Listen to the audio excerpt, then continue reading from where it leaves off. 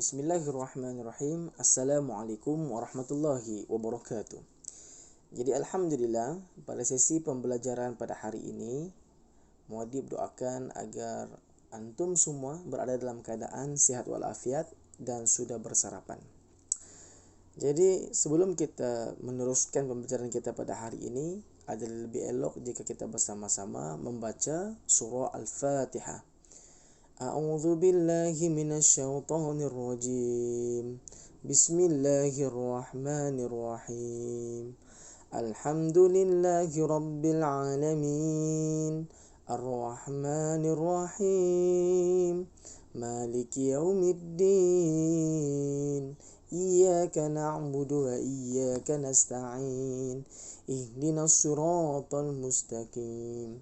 Siratal ladzina an'amta 'alaihim ghairil maghdubi 'alaihim waladdallin.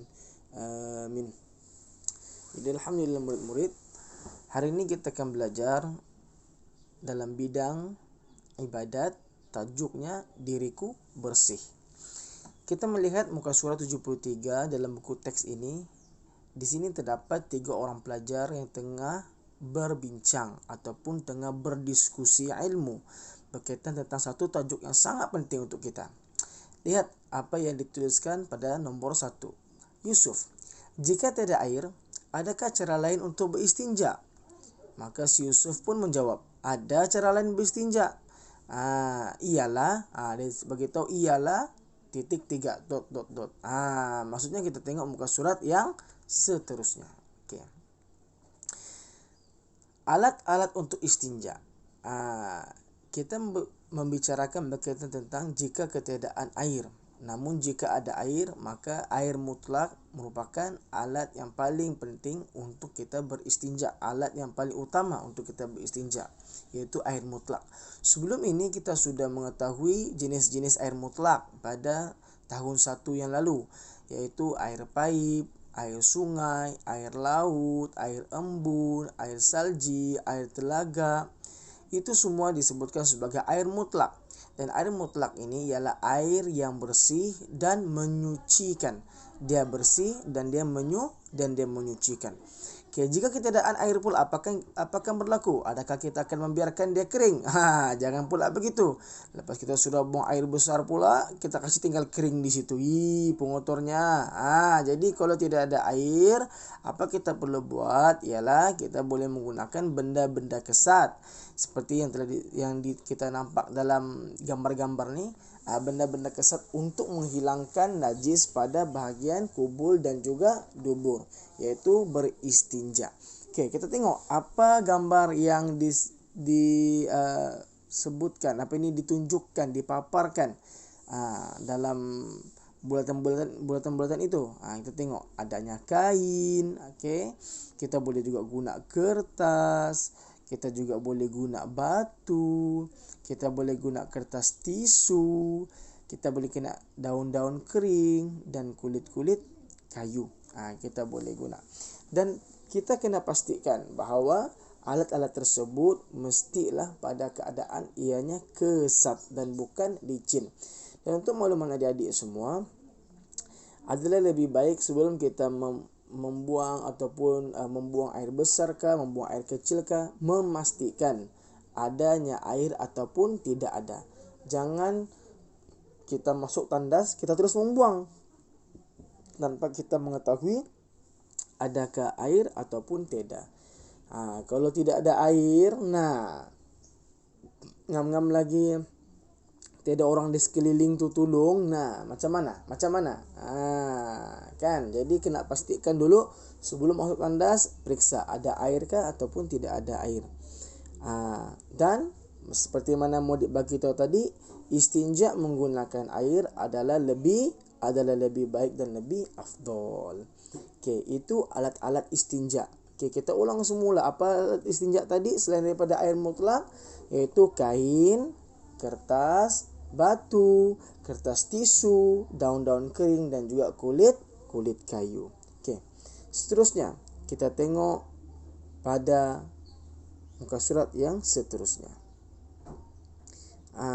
Kita berbicara tentang ciri-ciri alat beristinja. Ciri-ciri alat istinja.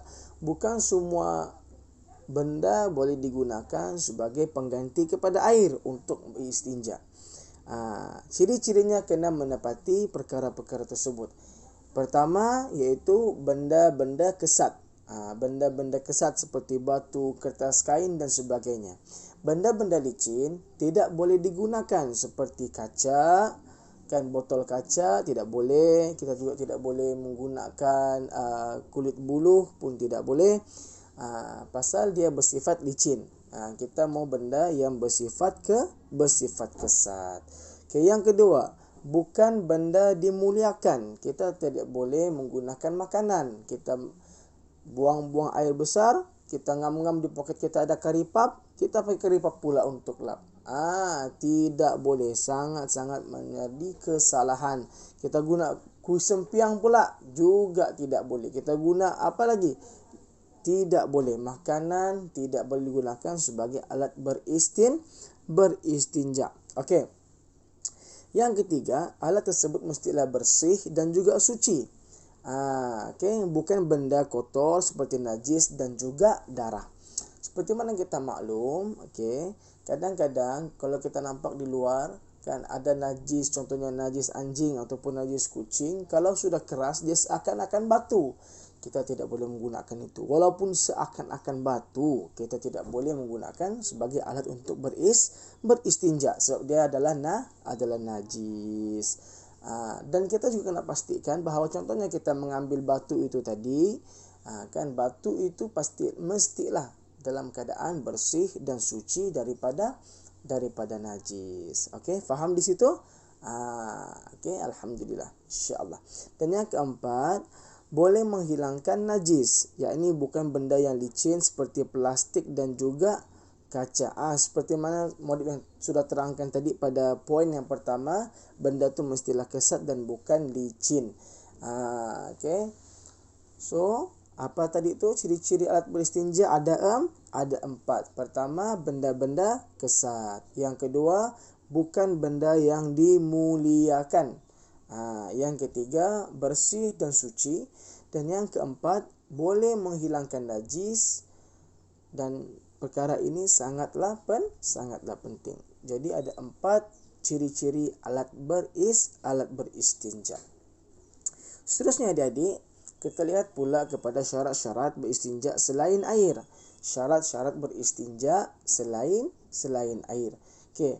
Yang pertama, kita tengok yang pada ruangan yang di bawah tu, yang ada 2 titik tu. Titik yang pertama, najis tidak beralih daripada tempat asal. Najis tidak beralih dari tempat asal. Maksudnya najis itu masih pada kawasan dubur dan juga kubul. Tidaklah boleh najis itu pada bahagian kaki. Kalau sudah di bahagian kaki bukan lagi istinja, tapi kita kena menggunakan kaedah membersihkan najis mutawasithah. Itu najis pertengahan. Jadi untuk itu kita kena pastikan bahawa najis tadi tidak beralih daripada tempat asalnya, iaitu masih lagi pada kawasan dubur dan juga kubul. Dan yang kedua, najis masih belum kering. Macam yang Maulid sebutkan tadi sebelum ni, kita tidak boleh dalam keadaan kita membiarkan dia kering dan baru kita mau cuci. Pengotor namanya tu. Jadi kita kena pastikan bahawa najis tadi itu masih belum kering. Jadi macam mana keadaannya macam mana mau dibagi tadi? Sebelum masuk ke tandas, kena pastikan bahawa adanya air. Jika tidak ada air, maka carilah alat-alat istinja yang lain yang sesuai dan yang dapat kita gunakan dan cepat untuk kita dapat. Contohnya macam tisu, kain, kertas, batu, kayu dan apa-apa sahaja alat yang kesat, dan pastikan ianya menepati ciri-ciri alat beristinja yang sudah muadib sebutkan tadi. Jadi insya-Allah murid-murid, untuk kali ini kita akan belajar sampai di sini sahaja terlebih dahulu. dan muadib akan meminta adik-adik semua untuk membuat latihan dalam buku tulis masing-masing. Siapa yang sudah ada buku aktiviti bolehlah membuka muka surat 73, 76 dan 77. Dan bagi sesiapa yang belum ada buku aktiviti, bolehlah membuat kerja seperti mana arahan muadib ini. Yang pertama, buka muka surat 74 dan sila hasilkan gambar raja seperti mana yang ditunjukkan oleh muka surat 74 itu, iaitu alat-alat untuk beristinja. Bagi gambarnya pula, gambar-gambar yang ditunjukkan di sini, adik-adik hendaklah mencari gambar yang mungkin terdapat pada surat khabar ataupun yang terdapat pada majalah, dan kita boleh untuk gunting dan tampal di dalam buku latihan kita. Namun terlebih dahulu sebelum menggunting surat khabar dan juga majalah, hendaklah memastikan meminta izin daripada ibu bapa. Jadi insya-Allah sampai di sini saja sesi pembelajaran kita. Kalau ada soalan boleh tanya dengan muadib. Sekian, assalamualaikum warahmatullahi wabarakatuh.